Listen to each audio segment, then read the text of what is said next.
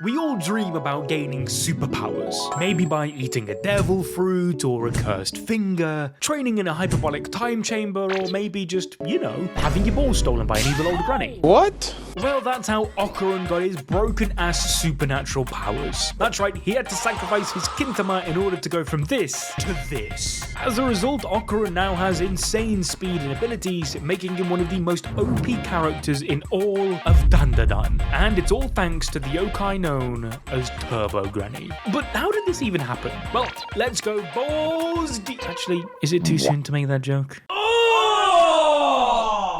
Well, let's break down how Okarun became a literal menace. It all starts when Ken Takakura, a loner boy who is into aliens, meets up Momo Ayase, a popular girl who knows a thing or two about ghosts, considering her grandma is a well-known shaman. With these two worlds colliding, we get DandaDan. In order to convince each other that, respectively, aliens and ghosts do really exist, they bet the other to go alone to a known location to prove it. Momo goes to an abandoned hospital and encounters the aliens known as the Serpos, whilst our boy Okarun finds the legendary Turbo Granny, an encounter which would one day save the world. You see, she's a yokai famously known as the 100 km/h Granny, who once roamed the streets of Japan terrorizing people. Yet surprisingly, she also comforted the restless spirits of girls who had met tragic and untimely deaths. But why the name Turbo Granny? Well, she's inspired by the real-life Japanese folklore tale, the Turbo Granny. Damn, that's crazy. You see, the legend is of an old woman who drives super fast on highways at night. She suddenly appears behind drivers, tailgating them, flashing her lights and honking her horn. In some versions of the story, if she catches up to you, she'll either make you crash or run you off the road. No one knows exactly where the story started, but it's believed to be a warning against reckless driving. And even though it's just a story, Turbo Granny has become popular in Japan, with people sharing it online and being used in both books and movies. In fact, you probably know her from Mob Psycho. Nonetheless, in DandaDan, her story is taken the extra mile, because as she wandered, she eventually encountered an earthbound spirit within a tunnel in Shono City, which led to a fusion, creating an even more formidable entity. Thus, whoever entered this tunnel got cursed by Turbo Granny when she stole their reproductive organs. You see where this is going, right? To Okarun's shock, when he encountered Turbo Granny, she offered him a chance to suckle on her chest in exchange for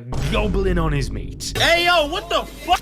Now, understandably, Okarun ran for his life, but that was the wrong choice. I mean, come on, her name is Turbo Granny. Obviously, she's gonna catch you. Having the abilities to curse humans, the yokai ended up partially possessing Okarun. You see, her curse is triggered if she successfully catches her victims attempting to flee from her in fear. By winning the race, Turbo Granny can then take possession of their reproductive organs, and so, RIP to Okarun's kintama. But that was just the beginning of their problems, as by possessing his body, Turbo Granny teleported herself to Momo's location through their phones when Momo called for help. However, Turbo Granny went completely berserk and began to uncontrollably attack the Serpo that were holding Momo captive. This kind of backfired though, as Turbo Granny was subsequently forced out of Okarun's body by Momo, who accidentally unlocked her psychic powers due to the Serpos overstimulating her brainwaves. Hence, the Granny challenged Momo to lift the boy's curse by returning to the tunnel. 2 days later, Turbo Granny became aware that Momo was undergoing a rigorous training in order to confront the yokai. Hence, she demanded that Momo come to the tunnel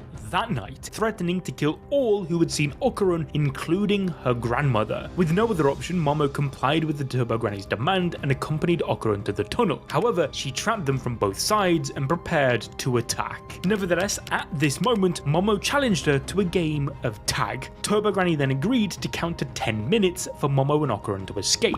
In spite of this, she realized that Momo was trying to trick her. Thus, the yokai activated her Uno reverse card and played Momo, explaining how they'd not specified how Turbo Granny should count. And so she twisted the rules in her favor, trapping Momo. In spite of this, Okarun charges in to save her, launching himself into the air, demanding that he suckle on Turbo Granny's titties. What? As he takes one big chomp on them, the yokai screams out in pain. Furthermore, she couldn't shake him off. He was stuck to her teats due to the special clothes clothes Okarun received from Momo's grandmother. Thus, with her strength sapped away, Turbo Granny was left with no choice but to revert to her spirit form and seize control of Okarun's body in order to devour Momo, only for her to use her psychic powers to trap the yokai within Okarun. And so as they attempted to flee Shono City, Turbo Granny demanded help from the earthbound crab and other spirits from a massive graveyard to block their escape route. However, utilizing Turbo Granny's speed, Okarun unlocked what would become his iconic powers and managed to dash through the crowd. But in the process, he'd become exhausted, and Momo momentarily lost her grip on Turbo Granny, who was finally free to then merge with the bound crab spirit for revenge. In spite of this, Turbo Granny was shocked to see Momo use her psychic powers to latch onto a moving train to deliberately lead her to Kamigawa City, where her grandmother had set up a mystic barrier that could exorcise any yokai trapped inside. And so in a last-ditch effort, Turbo Granny reverted to her astral form and secretly transferred herself into Okarun's body before she could be completely exorcised. However, once Okarun noticed that his Willy was back but was still missing his balls, My cock.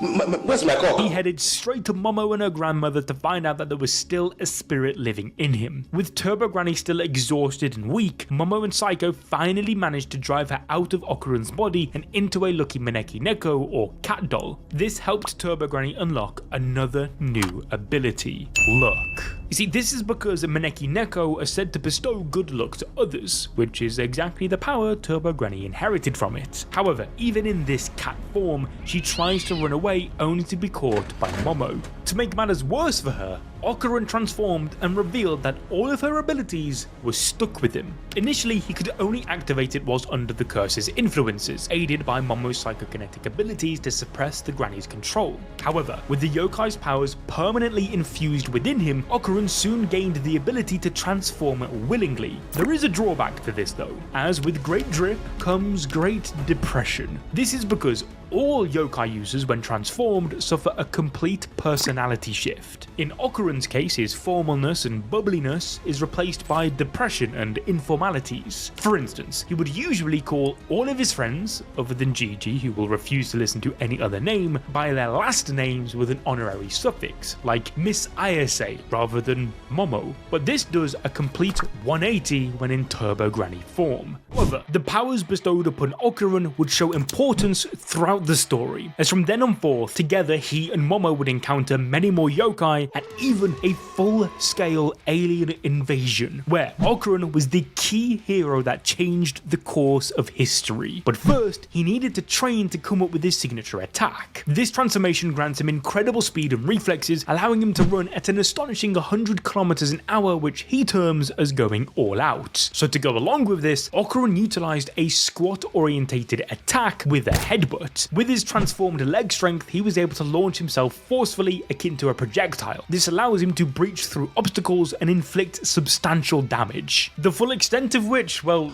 let me just say, you're not ready for what I'm gonna tell you. But to ensure he has this move down to a T, during his school lunch breaks, he would practice and work out. Regardless, the insane speed he gains enables him to do ridiculous and overpowered moves, from flying in the sky moving his legs like helicopter wings, to evading attacks with split-second timing and covering the ground swiftly, as seen when he rescued Aira from danger and confronted formidable opponents like the Evil Eye. This is insane, as the Evil Eye is one of the most powerful yokai of all time. He's so strong that even Turbo Granny herself is weary of him. To make matters worse, when the Evil Eye then merged with Gigi, who is a total prodigy, it put all their lives at risk. Nonetheless, Okarun was able to impress it enough to become its friend. In fact, the Evil Eye was so impressed by Okarun's abilities that he agreed to never hurt other humans again if it meant he could battle against Okarun every Tuesday, going all out. However, the game changer that allowed Okarun to beat down the Evil Eye, giving him a fun fight, was all due to the training he received from Turbo Granny herself. In chapter 57, Okarun is taken to school where he's forcefully taught to find his combat rhythm. Turbo Granny explains that in the time it takes for him to jump and land, the Evil Eye would have completed 4 separate actions in that one beat. So, to compete against him, Okarun needs to execute 5 or more, which he does by the end of his training. This is important due to the limitations of going all out, being that Okarun can only use it twice a day. Thus, by performing more actions per beat, he can utilize his power better during those 2 transformations for reverting to his normal state, temporarily immobilized due to the strain on his body, as humans aren't meant to travel that fast. However, a key point to note is that Turbo Granny states her abilities can go way beyond this, and that 5 actions in a beat is actually easy for her. To help put this into perspective, Okarun literally destroyed an entire house with his attack on the evil eye, and this was with just 1 headbutt, which makes sense considering that he can instantly increase his acceleration to 100 km an hour, meaning 28 meters per 0.1 seconds. Plus he weighs around 60 kg, and if every attack is given with his entire body weight, that would mean he is dishing out 16,668 newtons worth of force, or 1,699 kilograms of force. Now, in terms of shonen, this doesn't really sound that crazy, but just think about it in real life. Imagine if every time you got hit, you felt the weight of roughly 2 charging rhinos or 2 large elephants pushing at you at full strength. Now, along with speed and his combat ability, this transformation enhances Okarun's durability, enabling him to withstand powerful attacks and maintain resilience in combat. His transformed mouth also grants him formidable biting strength, as demonstrated when he severed the fingers of the Flatwoods monster, where each giant finger was the equivalent to an entire person. The biting force to achieve this must have been over 4,000 psi of pressure, which is similar to a great white shark. On top of this, Okarun also inherits the Turbo Granny's unique ability to travel at 100 km an hour through any means, including telephone cables. To utilize this power, Okarun must navigate along the spiral-shaped magnetic field that surrounds the telephone wire, propelled by the Turbo Granny's immense speed.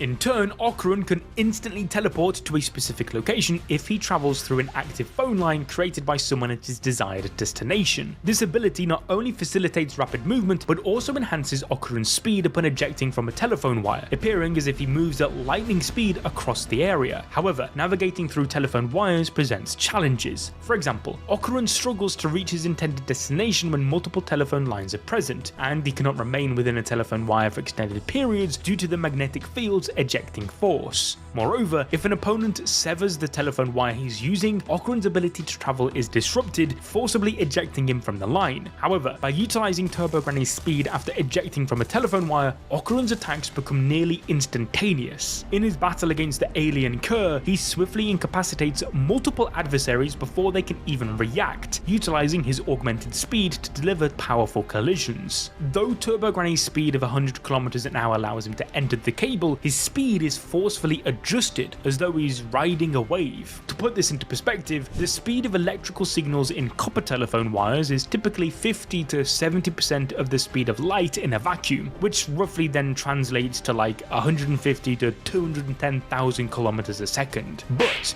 if Okarun managed to get inside fiber optic cables, he would be traveling around 210 to 240,000 kilometers a second. Thus, the moment he ejects himself out of that cable, Okarun would be carrying the momentum of that speed, allowing him to deal ridiculous damage. We're talking up to 413 billion kilograms of TNT, considering his weight of 60 kg. This is an astronomically high amount of energy, illustrating just how massive the impact would be if speeds were truly achievable and then dished out. However, it's likely that the energy is dissipated the moment he is ejected, and because he's moving in a specific direction, the energy is directed until he stops moving. He also amplifies this speed with All Out, and manages to obliterate powerful opponents like the spatial suit alien with a single devastating collision, preventing harm to Momo. Additionally, Okarun has demonstrated the ability to separate from his physical body and manifest an astral projection. In this form, he gains the ability to fly and remains invisible to those lacking refined spiritual awareness. However, this ability was accidental and its intentional use remains unexplored so far. Moreover, staying in astral form for too long causes the cords connecting him to his physical body to weaken, brain until it detaches completely, preventing Okarun from returning to his body thereafter. In spite of this, Okarun has still yet to fully maximize Turbo Granny's powers, and in chapter 162, he broke his barriers and transformed for a third time. However, it left him practically completely immobilized. Sadly, we might not even see just how far Okarun could have gone with this power, because in chapter 165, once he finally obtained both of his balls, Okarun departed with the powers given to him. Turbo Granny completed her contract by helping him find his kintama and had been given back her old life and powers. In doing so, her bloodlust was felt by everyone and was so intense that even the evil eye was called upon for help. However, while she initially wanted to kill Momo and Okarun after getting back her powers, now she sets off on her own adventure, leaving them alone. But why? Well, we have to remember that Turbo Granny isn't evil. She's a total sex pest, granted. However, her goal is to help others, specifically young girls such as Momo. Furthermore, Turbo Granny is now also besties with Hot Granny. Who's that? Well, you know exactly who that is. But you see, the author of DandaDan, Yuki Nobutatsu, has showcased tons of short stories with the two of them in each volume of the manga, spending most of their free time together getting groceries, food, or having fun. Also, let's not forget that whilst trapped inside of the Lucky Cat, she's been using its powers to help the gang time and time again. The first time she used this power was when Momo escaped from inside the Yokai acrobatic Silky, which had eaten her. Thanks to old Bachan though, she was tied up by its hair, which was subsequently set on fire using a rosary Ira had, which turned out to be a lighter. Another example happened at a hot spring when Momo was attacked by the members of the Keto family. Luckily, she escaped these perverts when the walls and statues mysteriously collapsed around them, saving her. However, Turbo Granny isn't able to control this power well. For example, she accidentally got hurt by a sharp piece of glass Momo was holding during a suicide attempt influenced by another creature called the Tsushinoko. That being said, this luck power isn't just complete plot armor, as it can also affect enemies too, like when the Tsushinoko was able to knock them all out, trapping them in its sticky liquid. In spite of this, even without the Turbo Granny curse now, Okarun has unlocked his heavenly restriction. This is because all the time he spent using the Granny's power actually